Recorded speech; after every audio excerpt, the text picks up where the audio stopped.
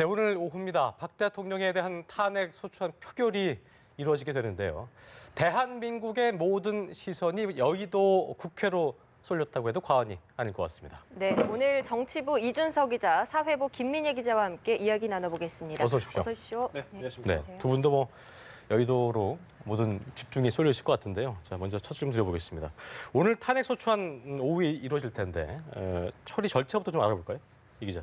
네, 일단 본회의는 오후 3시에 지금 예정이 돼 있습니다. 네네. 본회의가 상정되면 이제 물론 그쪽에 바로 이제 표결에 들어갈 텐데 표결에 들어가기 전까지 조금 이제 진행된 절차가 있을 수 있습니다. 자유 발언을 여야 의원들이 할 수 있고요. 예. 몇 명이 신청에 따라 좀 다른데 1시간 이내에 자유 발언을 할 수 있습니다. 그러니까 1인당 5분씩이니까 좀 몇 명 신청자에 따라 좀 다를 수 있고 의사 발언도 본회의 중간에 할 수 있는데 일단 정세균 의장이 빠른 진행을 위해서 의사 진행 발언은 뭐 허용하지 않을 이런 분위기 같고요. 그렇다면 자유 발언 어느 정도 진행되고 나서 바로 표결에 들어가야 되는데 표결은 보통의 법안 투표 같은 경우는 의원들이 자기 자리에서 이제 버튼을 누르면은 찬반이 표시되면서 뭐 거의 동시적으로 바로 전광판에 찬반 숫자가 집계가 되는데 인사에 관한 건 이거는 인사에 관한 건이기 때문에 무기명 비밀 투표를 하게 됩니다. 예. 본회의장 뒤쪽에 한 8개 기표소를 마련해 놓게 되는데 그 안에 순서대로 이렇게 들어가서 찬반 의견을 기재하게 됩니다. 찬반이 아니라 가부를 쓰게 됩니다. 자, 탄핵에 찬성하는 사람은 가를 쓰고 반대 의견은 부를 쓰게 됩니다. 가부 또는 가부를 한자로 표기하게 되는데 이제 찬반이나 OX 이런 거를 쓰게 되면은 물론 부결이 무효표가 되게 됩니다. 다 끝나게 되면은 감표 위원들이 개표를 하게 됩니다. 이런 소위 이제 표결과 개표까지 이르는 절차가 한 4-50분 정도 걸린다고 볼 때 오후 3시에 정상적으로 예정대로 본회의가 열려서 진행이 된다면은 빠르면 4시 반 정도에 결과가 나오지 않겠느냐 이렇게 전망이 되고 만약에 가결이 되게 된다면 네. 국회 법사위원장이 탄핵소추위원이 되게 됩니다. 현재는 새누리당 소속의 권성동 의원이 법사위원장을 맡게 되는데 법사위원장과 헌법재판소 네. 그리고 청와대의 탄핵소추 의결서가 바로 송달이 되게 됩니다. 네. 이거 뭐 송달되는 거야, 뭐 바로 보내는 거니까 한두 시간 내에 바로 그렇죠. 가능할 테고 예. 청와대에서 탄핵소추 의결서를 전달받게 되면 그 순간으로부터 박근혜 대통령의 직무는 정지되게 됩니다. 알겠습니다. 네. 자, 지금 탄핵안 가결 가능성이 높게 점쳐지고 있는데요. 네. 지금 짧게 말씀해 주셨지만 탄핵안이 가결됐을 때 이제 헌법재판소로 넘어가게 될 텐데 그 절차를 좀 자세히 이야기해 주시죠. 네, 아까도 뭐 말씀하셨지만 새누리당 이제 권성동 법사위원장이 예. 헌재의 탄핵소추 의결서를 접수하는 순간 이제 헌재 시계바늘은 돌아가게 되는데요. 이 탄핵 심판 같은 경우에는 9명 재판관 9명이 심리를 하는 전원 합의체로 바로 회부가 되게 됩니다. 그래서 이 중에서 주심 재판관을 뽑게 되고요. 네. 이분들이 평의 뭐 소위 얘기하면 뭐 토론 같은 걸 열어서 탄핵 사유라든지 뭐 변론을 어떻게 할 것인지 기일 같은 걸 정하는 절차들을 이제 절차 등을 진행하게 되고 예. 이후에는 이제 변론이 시작되죠. 그래서 이제 소위 얘기하면 재판을 하게 되는 겁니다. 그래서 그 탄핵 심판 같은 경우에는 형사소송법을 준용하기 때문에 네. 형사 재판과 비슷하게 진행이 된다고 보시면 되겠습니다. 예. 그래서 심리가 끝나면 재판관들이 회의를 열고 그 9명 중에 6명 이상이 찬성을 하면 그 탄핵 선고를 하게 됐는데요. 그럴 예. 경우에는 재판부에서 재판장 역할을 하는 헌법재판소장이 선고를 하게 됩니다. 이 선고까지는 외형상으로는 180일 이내에 이제 하게 돼 있지만 이것은 사실 임의 규정이기 때문에 뭐 강제할 이유는 없고요. 예전에 전 노무현 대통령 탄핵 그 기간 때는 7차례 변론이 있었고 네. 탄핵 기각까지 한 63일 정도가 소요가 됐습니다. 예. 그때 당시에 지금 뭐 노무현 전 대통령 시절 얘기를 하셔가지고 좀 드려본 질문인데 이 기자. 네. 그때 당시에는 표결까지 57시간 걸렸어요. 굉장히 72시간 중에 15시간 남겨놓고 이제 표결이 다 이루어진 건데 일단은 뭐 이번에는 그때처럼 이렇게 지연된다거나 뭐 그런 가능성이 크지는 않겠죠. 어떻게 좀 보고 있습니까? 그 당시 노무현 전 대통령 탄핵 정국 같은 경우는 여야 또는 이제 진영 대립이 굉장히 그렇죠. 탄핵 논의로부터 굉장히 극심하게 이루어졌기 때문에 네. 탄핵을 어떻게 보면 몸으로 막는 당시 이제 여당이 이제 열린우리당 쪽에서 몸으로 막는 움직임이 굉장히 강했고요. 예. 그래서 이제 의장석을 점거하다든지 그런 몸싸움이 있으면서 본회의가 계속 자정 무렵까지 계속 늦춰지면서 굉장히 늦게 됐는데 이번 같은 경우는 좀 그때와는 좀 상황이 달라서 여당, 새누리당 특히 이제 친박계 의원들이 그렇게 물리적 네. 행동에 나서기 좀 어렵지 않겠냐 싶습니다. 네. 지금 여야 분위기 어떻습니까? 어제 뭐 야당 같은 경우에는 밤샘 농성을 한 것으로 알고 있는데요. 예. 이미 솔직히 말씀드리면 현재 정치권의 시각으로는 물론 네. 이제 물론 까봐야 알겠지만 정치권 시각으로는 가결 쪽에 좀 무게가 쏠려 있는 건 현실입니다. 여당도. 네. 여당도 그렇게 보고 있는 것 같습니다. 예. 물론 뭐 공개적인 발언은 안 합니다만 그렇군요. 이제 여야 모두 그렇게 보고 있는데 야당 같은 경우는 일단 어느 정도 가결선을 넘었다. 200명, 제재권 300명의 3분의 1, 200명을 넘겼다라고 일단 보고 있고 야권이죠. 야권으로서는 최대한 더 그 이상 더 어떻게 보면 압도적 가결을 해야 된다 목표화해서 막판까지 좀 더 계속 표 단속을 하고 있는 상황이고 여권 같은 경우도 이제 캐스팅 보트라고 계속 얘기를 해왔던 비박계도 자기들 입장에서 최소한 35표 이상을 확보했다. 그렇게 예. 되면 야3당의 의석까지 더하면은 산술적으로 하면 207석이 나옵니다. 7석 어떻게 보면 아슬아슬한 숫자이긴 하지만 그냥 나온다. 근데 거기에 더해서 친박계 진영에서도 아직까지 명시적으로 의사를 표명하지 않는 인사들, 소위 저희가 말하는 강경 핵심 친박계 인사들 제외하고 중도 진영에서도 탄핵에 찬성하는 표심이 좀 나오지 않겠느냐 이렇게 얘기 나온다면은 분위기는 어쨌든 간에 조금 더 가결 쪽에 쏠리고 있는데 물론 특히 이제 무기명 비밀 투표의 변수가 있기 때문에 그렇죠. 결국은 해봐야 한다 이렇게 보면 될 것 같습니다. 알겠습니다. 예. 자, 이렇게 오늘 국회 탄핵소추안이 표결에 들어갈 텐데요. 이 탄핵소추안이 탄핵 대상이 되는지도 궁금한데요. 그렇습니다. 이게 뭐 이거 가지고도 말이 좀 많이 있는데 예. 노무현 전 대통령 때 기준을 좀 더 비교하면서 좀 설명해 주시죠. 예. 네네. 헌법은 일단 탄핵 사유에 대해서 이렇게 설명을 하고 있습니다. 헌법이나 법률에 위배된 대로 규정을 한다. 네. 다시 말해서 대통령이 파면을 요청할 정도로 중대하게 법 위반을 해야 한다라는 기준인데요. 예. 예전에 그 노무현 대통령 때 이제 처음으로 현직 대통령에 대한 탄핵이 진행이 됐기 때문에 그때 이제 기준이 나왔습니다. 헌재가 제시한 기준이 있는데요. 저희가 그래픽을 만들어봤는데 한번 같이 보시겠습니다. 함께 보시죠. 예.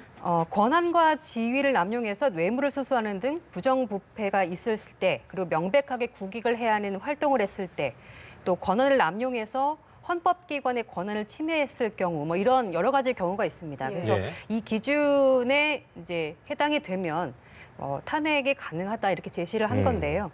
그 이번에 박근혜 대통령 소추안을 보면 기존의 그 검찰 공소장에 들어있는 내용과 더 나아가서 뇌물죄가 포함이 되어 있습니다. 네. 그렇죠. 예. 예, 그리고 나아가서 그 소추안 내용을 보면 대통령의 지위를 감안해서 포괄적 뇌물죄도 적용 가능하도록 써 있거든요. 네. 근데 이 부분에 대해서는 사실 그렇게 비춰봤을 때 보면 노무현 그 전 대통령 때 탄핵 기준을 본다면 네. 뭐 권한과 지위를 남용해서 부정부패를 저지른 경우 이렇게 표면적으로는 해당이 될 수 있을 텐데 하지만 이 부분에 대해서 명백하게 지금 위반이 됐느냐? 그렇죠. 그렇게 따지면 그렇지 않거든요. 그리고 네. 지금 특검 수사도 진행되고 있는 만큼 그 뇌물죄 적용 여부가 아마 가장 관건이 될 것 같습니다. 맞아요. 그리고 예. 이 부분에 대해서 대통령은 또 부인하고 있는 만큼 그 소추안이 통과되더라도 헌재에서 더 꼼꼼하게 살펴볼 필요가 있을 것 같습니다. 알겠습니다. 네. 일단 뇌물죄를 넣었지만 지금 김민혜 기자 얘기한 대로 헌재 입장에서도 그 특검이 뇌물죄 입증을 할 것이냐 말 것이냐 이 부분도 지켜봐야 되는 부분이기 때문에 저희가 또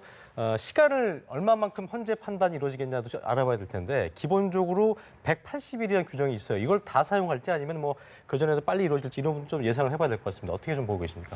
예, 뭐 180일안에 선고에 대한 규정은 있지만 아까도 말씀드렸다시피 이거는 임의 규정에 불과하기 때문에 네. 꼭 지킬 필요는 없습니다. 그 노무현 전 대통령 때는 63일이 걸렸었고요. 네. 예. 그리고 지금 현재 국가 통수권자 운명을 지금 좌우하는 만큼 국정 혼란 등을 좀 예방하려면 신속하게 재판을 해야겠다라는 이제 입장도 있지만 뭐 조금 전 말씀드린 것처럼 특검 수사도 앞두고 있는 만큼 그 그렇죠. 법률 위반 여부를 판단하는 게 결코 간단한 일은 아닙니다. 그래서 지금 일각에서는 특검 수사가 그 준비 기간까지 합쳐서 총 120일을 쓸 수 있도록 넉 되어 달이잖아요. 있는데요. 그렇죠? 예. 예, 그렇게 따지면은 그 3월 말 이후에나 돼서야 아마 그 특검의 결과를 보고 그 심리를 진행할 가능성도 있다. 그렇게 그렇네요. 따지면 뇌물죄 같은 부분도 있기 때문에 그렇죠? 그렇습니다. 그렇게 예. 따지면 한 4월이 넘어서야 예. 아마 결과가 나오지 않겠냐 이런 입장들도 있고요. 예. 그리고 이 심리 과정에 또 다른 난제가 있는데 그 헌법재판소법을 보면 이렇습니다. 헌재법에는 범죄 수사가 진행 중인 사건 기록은 송부 요구를 못하게 돼 있습니다. 아하. 그렇게 따지면 지금 이제 공격하고 방어하는 그런 진행 절차가 좀 더 길어질 수도 있고요. 그렇네요. 그 진행 자체가 쉽지 않을 수도 있습니다. 음. 그리고 이 외에도 지금 그 최순실 씨를 비롯한 뭐 정호성 전 비서관이라든지 안종범 전 수석에 대한 재판도 19일부터 시작이 되거든요. 그러니까 그렇게 따지면 그 안에 대통령에 대한 그 뭐 직권남용이라든지 강요죄 이런 것들도 같이 살펴봐야 될 부분이기 때문에 여러 가지 굉장히 많은 상황이 얽히고 설켜 있어서 정말 그 이른 시일 내에 하긴 쉽지 않겠네요. 하기는 그러니까 쉽지 않다는 맥시멈, 미니멈 따졌을 때 비전입니다. 아까 얘기한 대로 범죄 수사 진행되고 있는 사건 기록을 송부를 못하기 때문에 일단 120일 뭐 특검이 다 채운다 한다면 넉 달 이유가 된다 이렇게 좀 볼 수 있을 것 같아요, 그죠? 그거를 이렇게 쉽게 받아내지 못한다면 그럴 가능성도 있고요. 그래서 예전에 그렇군요. 통진당 해상 때 보면 한 예. 1년 넘게 걸렸는데 예. 그렇게 따지면 뭐 임기가 다 끝나서 그렇네요. 뭐 내려질 수도 있다 이런 일각에서는 그런 시각도 있습니다. 많은 예. 변수가 있군요. 알겠습니다. 자, 아직은 이렇게 예상만 하고 있고요. 실제 결과는 이제 열어봐야 알 것 같습니다. 그렇습니다. 그렇기 때문에 막판 변수도 중요할 것 같은데요. 자, 이 기자, 막판 변수로는 어떤 게 있습니까? 뭐 가장 큰 변수라고 하면 아까 제가 말씀드린 것처럼 투표 자체가 무기명 투표라는 거. 예. 표심이겠죠, 표심 그렇죠. 그렇죠? 네, 표심이 그러니까 본인의 마음과 공개적으로 자기의 찬반 의사를 나타낸다면 다를 수 있겠지만 결국은 기표소 안에서 개인적으로 하는 거기 때문에 공개적인 발언과 의사 표시와 다르게 할 수도 있거든요. 무기명 투표라는 게 어떻게 보면 구조적이지만 가장 기본적인 변수다 이렇게 말씀드릴 수 있고요. 무기명 투표라는 거는 소위 찬반 의사를 표시한 진영에서 이탈표가 나올 수 있다는 의미 아니겠습니까? 물론 여권, 친박계 입장에서는 야3당 내에서도 이탈표가 나올 것이다. 즉 박근혜 대통령의 탄핵에 반대하는 표가 나올 것이다 라고 얘기를 하고 있는데 이런 논리를 똑같이 적용한다면 박근혜 대통령의 지지 세력인 친박계 내에서도 이탈표가 나올 것이다. 대통령 탄핵에 동참하는 표가 나올 수 있거든요. 그런데 이런 부분은 무기명 투표에 항상 변수가 있는 거기 때문에 이 부분이 가장 큰 변수다. 먼저 말씀드릴 수 있을 테고 이것과 관련해서 좀 얘기를 이어간다면 네. 탄핵소추안에 세월호 7시간이 들어갔습니다. 예. 세월호 7시간이 막판에 빠지지 않겠냐라는 관측도 있었어요. 왜 그러냐면 비박계가 반대도 하기도 했고 비박계가 그렇죠? 반대했기 요청도 했고. 때문에 예. 비박계의 동참을 이끌어내기 위해서 최대한 비박계 의견을 존중해서 세월호 7시간을 빼지 않겠냐 했는데 결국은 어제 최종적으로 넣는 걸로 확정이 됐고 오늘 들어갔습니다. 그렇다면 과연 자기들이 반대하는 세월호 7시간에 들어갔 상황에서 비박계가 어느 정도 동참을 하겠느냐. 일단 아까 말씀드린 것처럼 비박계에서도 최소한 35명 최소 찬성표를 확보했다라고 얘기는 하고 있지만 무기명 비밀투표에서 과연 어떻게 될 것이냐. 그런 부분이 어떻게 보면 가장 큰 변수다라고 볼 수 있을 테고 당장 오늘 국회 주변에 집회 인파들이 국회를 에워싸고 있습니다. 이 네. 유중로부터 해서 정문까지 에워싸고 있는데 어제 정세균 국회의장이 국회 밖의 집회는 허용한다라고 했기 때문에 뭐 2중 3중으로 에워쌀 수 있겠죠. 이런 것들도 어떻게 보면은 정치인들에게는 심리적 부담이 될 수 있습니다. 그러니까요. 예. 어제 이준석 기자의 리포트였던 것 같습니다. 조기 대선 레이스에 불을 지필 것이다. 탄핵이 가부와 상관없이 이런 네. 얘기 했었는데 어쨌든 정치권 자체는 벌써부터 조기 대선 준비하고 있는 모습인 것 같아요. 그죠? 뭐 일찌감치 벌써 조기 대선 레이스를 준비하고 있었다라고 말씀드릴 수 있고 왜냐하면 탄핵안의 표결과 상관없이 이미 여권에서도 4월 말 퇴진, 6월 대선을 당론으로 채택을 한번 했었습니다. 물론 중간에 당론이 사실상 흐지부지 되긴 했습니다만 그렇기 때문에 여권에서도 조기 대선은 불가피하다고 보고 있고 이렇게 조기 대선으로 가는 것은 어느 정도 기정사실이다 말씀드리면 될 것 같습니다. 다만 부결이냐 가결이냐에 따라서 조기 대선으로 가는 로드맵은 그 성격이 좀 바뀔 수 있다 이렇게 말씀드릴 수 있고요. 가결이 된다면 물론 헌법재판소 아까 김민혜 기자도 계속 얘기했다시피 헌법재판소의 심판 결과가 언제 나올지 아직 불투명합니다만 어쨌든 간에 헌법재판소의 심판과 별개로 여야의 주자들은 바로 대권 레이스로 접어들 가능성이 큽니다. 예. 부결이 된다고 한다면 어떻게 되냐면 부결이 되면 법적으로는 대통령 임기가 보장됩니다만 이렇게 촛불 민심이 격앙된 상태에서 정상적인 국정 운영은 그렇죠. 어려울 수밖에 없습니다. 예. 당장 촛불 민심은 탄핵을 완수 못한 국회는 해산시켜라. 다만 대통령이 직접 물러나라 바로 하약 투쟁으로 또 갈 수 그리고 있기 지금 때문에 야권도 지금 뭐 본인들 다 사퇴하겠다고 얘기했기 때문에 그 부분도 뭐 이렇게 쉽게 넘길 수 없는 네. 부분 아니겠습니까? 결국은 뭐 조기 예. 대선 레이스로 갈 수밖에 없지 않겠느냐. 어떻게 보면 대권 주자들의 움직임과 맞물려서 굉장히 전국 혼란은 마침표가 아니라 또 다른 시작이다 이렇게 보면 될 것 같습니다. 알겠습니다. 네. 예. 자, 지금 특검 수사도 시작됐지 않습니까? 네. 이 탄핵안 표결 결과가 또 특검 수사에도 영향을 미칠지도 궁금한데요. 네, 일단 그 특검이죠. 박용수 특검은 얘기하기를 이제 결과 상관없이 원칙대로 수사하겠다는 입장을 매일 강조를 하고 있습니다. 근데 그 오늘 이규철 특검보가 이제 브리핑을 한 내용을 보면 예. 아무래도 이제 아마 눈여겨보고 있을 수밖에 없는 입장을 엿볼 수 있는데요. 탄핵 여부가 저희들에게 상당히 중요한 상황이기 때문에 주시를 하고 있다 이렇게 얘기했습니다.